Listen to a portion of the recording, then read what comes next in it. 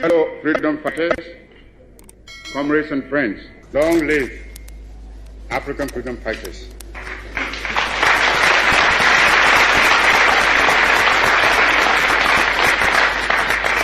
Long live African independence.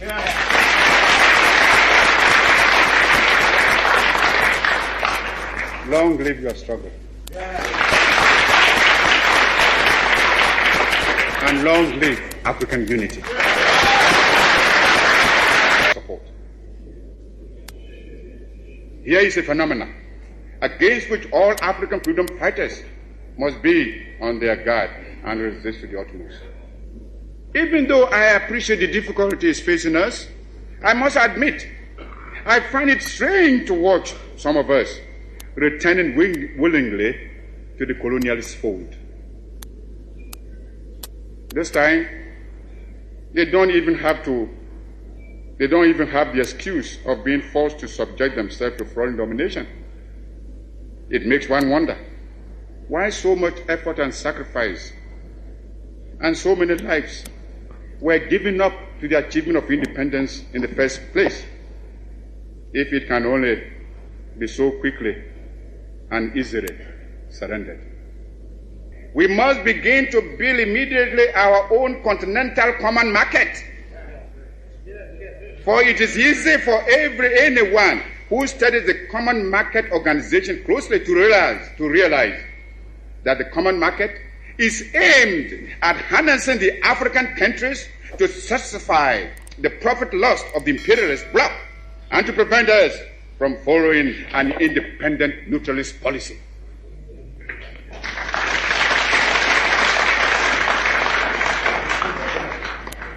It is easy to see that the imperialists and the colonialists are determined to retain the African countries in the position of suppliers of cheap raw materials.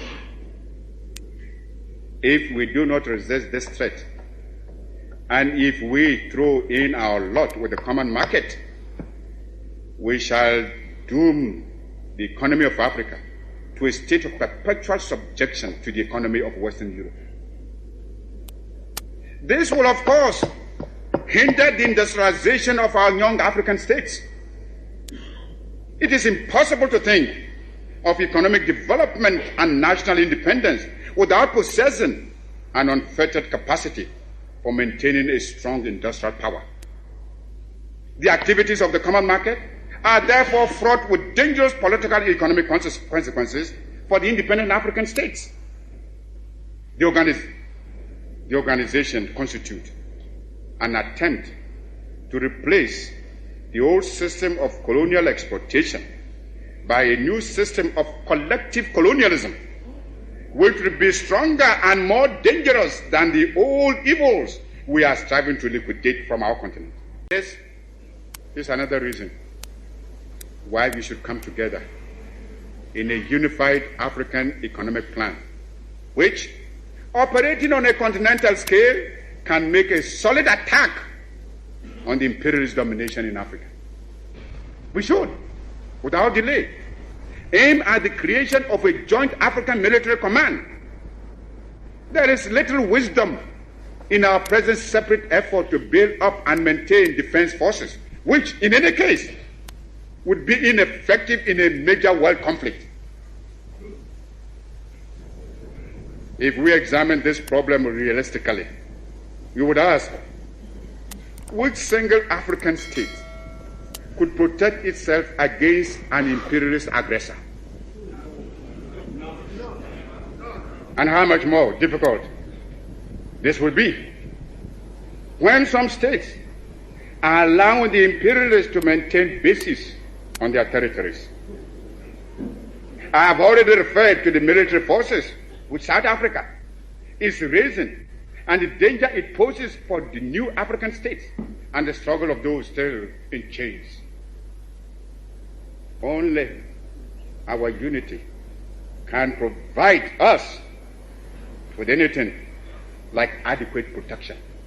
Those problems can best be met within a unified Africa, and it should be possible in the higher reaches of our endeavor to devise a constitutional structure which will secure the objectives I have outlined, and yet preserve the sovereignty of each of the countries joining the Union. Countries within the Union will naturally maintain their own constitutions, continue to use their own national emblems and national anthems and other symbols and paraphernalia of sovereignty. Regional associations and territorial groupings can only be other forms of balkanization unless they are conceived within the framework of a continental union.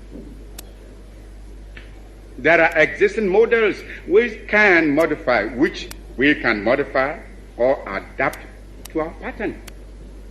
The United States of America, the Soviet Union, India and China have proved the efficacy of unions embracing large stretches of land and population.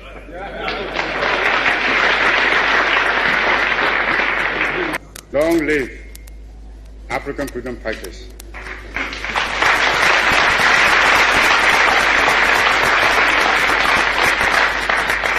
Long live African independence.